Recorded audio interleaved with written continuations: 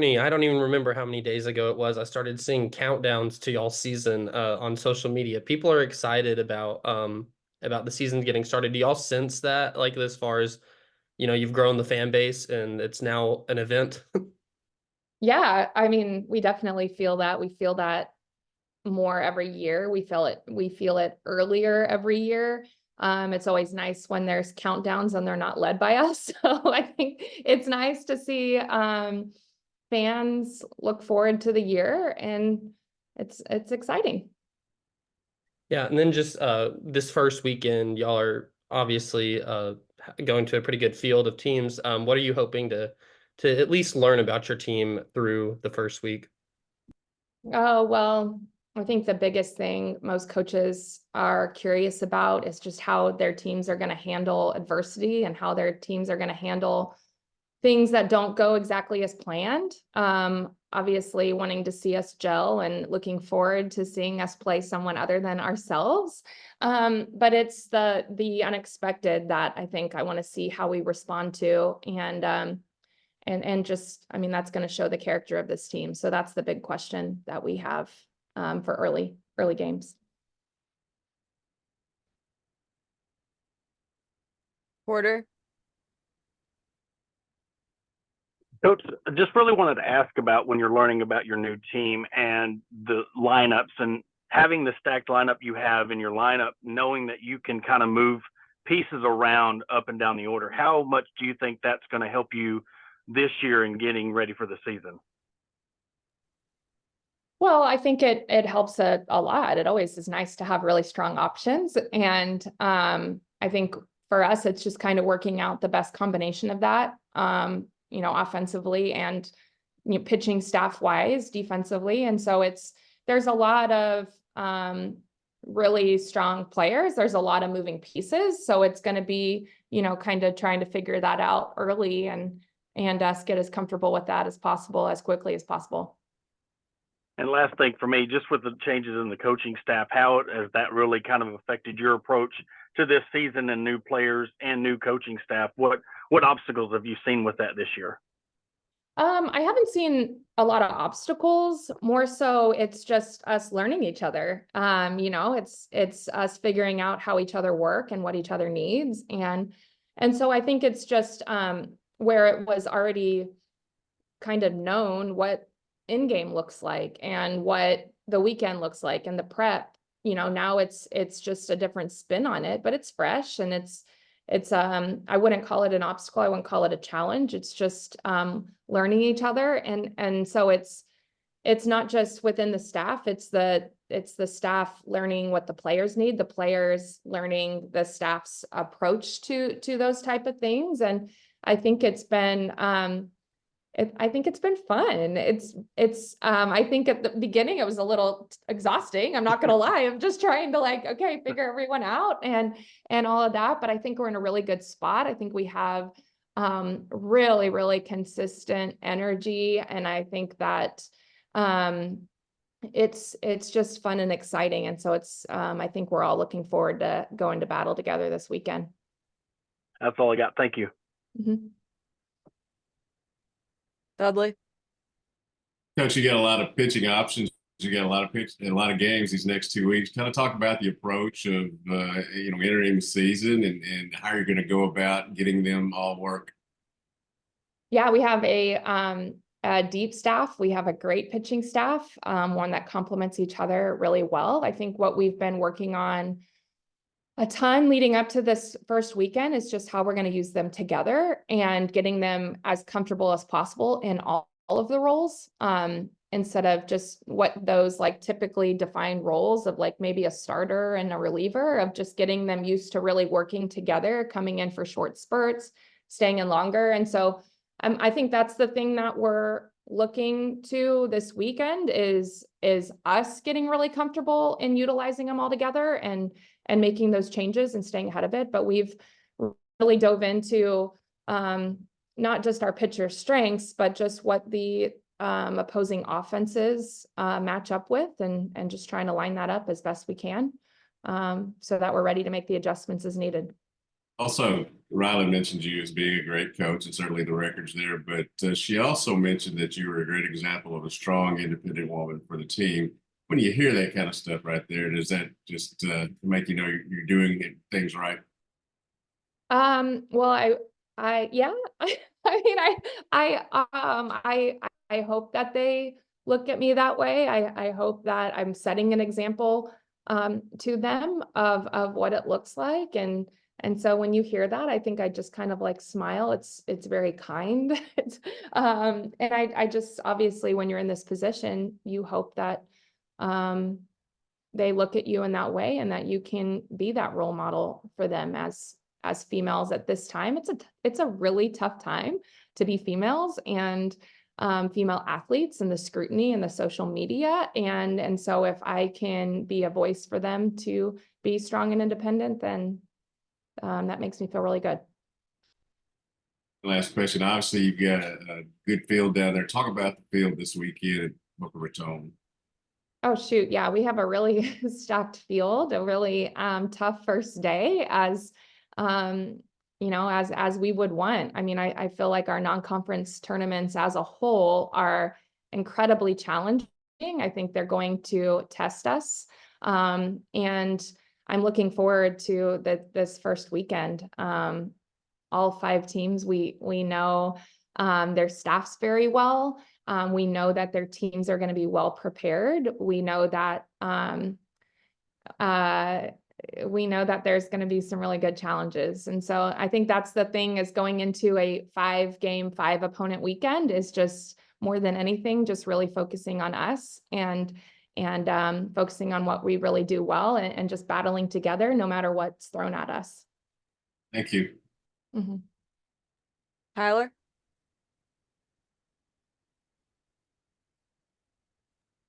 Yeah, beyond just this weekend, I mean, he's mentioned five games, 5 different opponents. The next 2 weeks, really, I mean, you're playing, I think it's like 10 games in 10 days here across 2 different states, both of which are plane rides. I mean, beyond just, the win-loss column, how important is this beginning to the season just to building up this team as a group? Well, I'm not going to lie that the wins are really important too, but it's the growing and the responding that I'm really looking forward to seeing us. I'm just really looking forward to seeing us grow and respond. I mean, we're going to have some challenges. We're going to be tested. We're going to have some things thrown at us that aren't expected or ideal. And ultimately, those are the strongest teams, are the ones that don't flinch when that happens and just get stronger. It's what we've been preaching. It's what we've been working on. And so now it's exciting that we get to face another team and see what they throw at us and see how we respond. And hopefully we win some games along the way too. And I also wanted to ask you just about Hannah coming into her senior year here. I got to talk to her earlier. She said that you're basically like a mom to her. I mean, what has that relationship been like for you, and just getting to watch her grow on and off the field? It is. We have a really close relationship. I think if you know Hannah, you love Hannah, just for who she is. She wears her heart on her sleeve. Just being around Hannah, she has no personal boundaries. So whether it's space or information, and so we've had that relationship from day one, and I value it a ton. I cherish it a ton. I've loved being in her corner. I loved seeing her grow and mature and find her voice, and just find her passion. And so it's tough. We sit and she's like, I just can't believe this is the last year. And it goes so quickly. But I do think that I just am incredibly proud of who she is, what she's made of this opportunity. And again, I know I said this earlier, it's not easy. It's not easy being in the public image of having so many look up to you, so many have an opinion about you. And I just think she's handled all of it with just a ton of grace. And so I'm just really proud of her, and hoping more than anything that this is her best year yet, because she deserves that. Jacob? Hey, Coach, you mentioned a couple of times, looking forward to seeing how your team handles adversity. I was just wondering, how important when it comes to handling early season adversity is it to lean on, obviously the host of leaders and key returners you have, and how helpful is that in that regard? Oh, it's critical. It's critical for them to take the charge. In that, we obviously want to see the young ones step up. But a lot of times, those older ones have the experience of, hey, we've been there, we've done this. This is how we get through it. This is what we need to do. We need to lean into each other. We need to trust each other. And so it's absolutely critical. I think we have a really strong core of older, experienced players, and we are absolutely going to expect them to lead us through those tough times. Yes. And then when we talked to you a month ago, you mentioned obviously being really happy with how the freshman class was coming along. And you mentioned, going through a couple freshman growing pains, but coming along really well, a month after the fact, a couple days away from the season, how do you evaluate that group and where they are heading into the season? I'm really happy with where they are. I think that they did go through some of those growing pains. I think it's also the transition of understanding the level of softball we play versus what, like, the travel ball and what things you can get away with there, you're not going to get away with here. And just understanding the pace of the game and the level of the game. And also just at the very base level, just having a really strong trust and belief in yourself. And so I think that we've seen them come through that. And I think that this is the most settled and confident that we've seen them.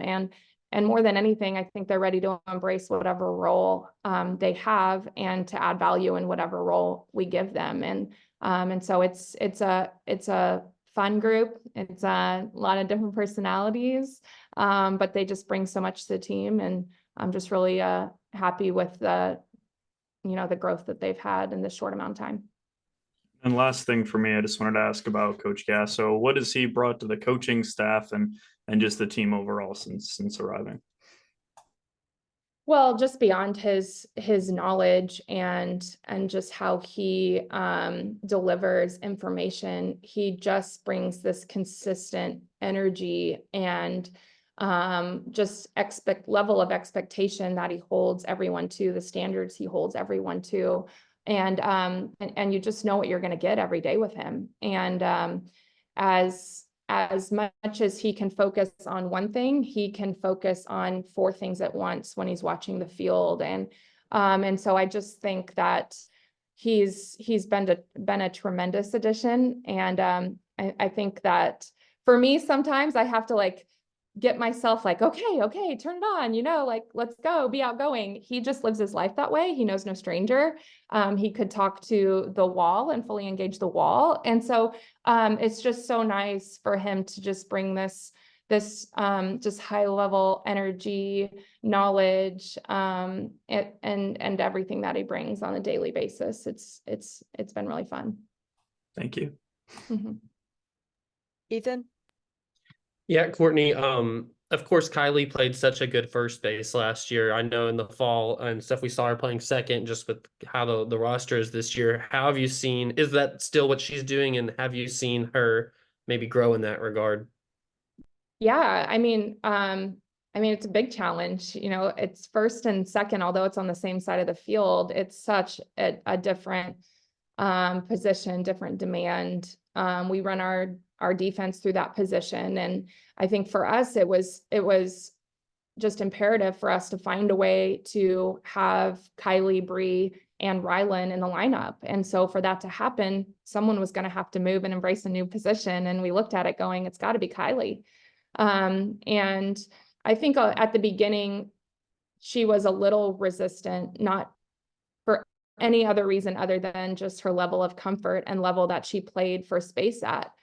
And from the time we really challenged her and said, hey, this is going to be for you. If you can do this, it's our best version of us. It's our strongest version of us. It's what the team needs. And from that point, she never looked back. And she's transitioned seamlessly. I mean, what Kylie does is she anchors our defense. She anchors our infield. She understands the game at a really high level, and she has a way of relating with everyone around her. And so she's that calming force in the infield. And so the nice thing is kind of, she's almost more accessible to everybody there. And so we've seen that kind of spread across the field. And so I'm just really proud of her. You know, when you're in your last year and you've done so well at a position and you played at a high level, and then your coaches go and ask you to do something else, you know, you could just kind of look and be like, you got to be kidding me. But she is incredibly selfless. She'd do anything for the team. And she's that piece there, like that she kind of made everything come together. And she's doing an incredible job there. Justin? Yeah, Courtney, I want to talk a couple of things about the offense. You're about just over, I guess, 48 hours from filling out your first lineup card. How confident are you right now that you know what you're going to fill out in those spots in the lineup card, and how much you're going to think about that on the plane ride down to Boca right now? Oh, no, I'm confident. Okay. Am I going to well, tell you? I'm not going to tell you. But No, I do want to know who's going to lead off. oh, well, you'll just have to wait and see, Justin. Oh, that's what I had a feeling that was coming. Now, Now, I do we have, do have a lot of tools, and it's going to be really nice to be able to utilize speed with back control, with big boppers, to really handling zones. So I just think it's such a good combination of speed, production, and power. how much will you play around with that lineup early? Maybe different positions in the lineup, if not defensively. How much will you play around, and how much will you try to get into a rhythm pretty quickly? Good question. I don't know how much we'll play around with it early. I think especially within our top 6 or 7, I think we know who those players are going to be. And the playing around we would make within that top 7 isn't going to be anything major. It'd probably just be moving around the Breeze and the Rylands and the hand gams of just trying to find that right combination. But it's I think what we'll see is kind of more in a couple positions of just trying to see a couple different, really, you know, ones that are 1A, 1B right now, of seeing them in like shortstop position or catching or those positions, and kind of filling that bottom of the order up. And then I know kind of your reputation is the Bogle Bombers. But you know, you go down to Boca, it's not just a home run paradise down there. So I'm curious, what do you want to see from your offense? If you don't hit 1,000 home runs this weekend, what do you want to see from your offense in this first weekend without home runs? What do you want to learn about them in this week 1? Well, I don't know how the ball flies in Boca. We haven't been there since like year 2. So we'll see. We'll see tomorrow night. We get to maybe do a few swings on the field and see the ball fly. I think what you're going to see is a really complete offense. An offense that's not going to rely on the long ball, but has a lot of tools in their offensive kit of just manufacturing of, and just being really, really comfortable and confident in all of those things. So, I think we definitely have the long ball. It's not going to be the end all be all for us. But it's definitely a huge player in our offense. Thanks. Eric, wrap us up. Sure. I promise, no lineup questions here, but I will ask you. You still wouldn't get the answer anyway. I understand. That's why I'm not going to try it. But I will ask you this. Okay. Is this on paper, and I understand you haven't played a game yet, but on paper going in, do you feel this is the most talented, deepest offensive personnel that you've had since you've been there? I think it competes for it, for sure. I think it's hard to sit here today and look back at a couple years ago when you had KB Sides, Danielle Gibson, Lenny Malkin, you know, Hangam, all of that lineup, Taylor Ellsworth. You know, it's hard to look at this lineup and say that it's deeper and stronger. But I think this lineup gives that lineup a run for its money. I'll say that. And I think that was probably the strongest lineup that we've had. So it'll be interesting. I think we have more tools. And so it's just how those come together and see what they do. But it'll be fun for them to compete for that title for sure. You mentioned that you haven't been to Boca since you said year 2? Your I second think year? so. I don't think Wow. we've been there since my second year here. So what, So 7 years ago? that's a while. I know. I'm curious. You mentioned it. Do you reach out to maybe other coaches or that have coached there, or people that have been there, played in that stadium, to get some advanced, knowledge of it, or you just wait till you get there and find out for yourself when you practice there? We wait and see when we get there. We'll walk around. At the end of the day, it doesn't change a lot of what we do. And so we just kind of get a feel for the field, whether it's just walking a loop around it, getting the feel, taking it all in. And then at the end of the day, it's just about us playing our game, no matter where that is. So nope, we'll see what it's like tomorrow night. And if we don't get a good feel, then we'll see what it's like come game time on Thursday. We'll be ready to go. Do you reach out for advice on where to eat, like where to go to food, or where like, I'm curious, like how that, when you've never been there, like in a while, it's different than when you go to SEC places, all the places by now, having gone there many times. But Well, when you go somewhere like there. I can't ask Jordan because she's way too bougie for us. So I don't know. We ask our other teams here of like, when they went there sometimes, or just trying to find, we give a lot of family time. So it's not a ton of, big team meals and stuff. So, we're actually kind of navigating through that a little bit today. So we'll see.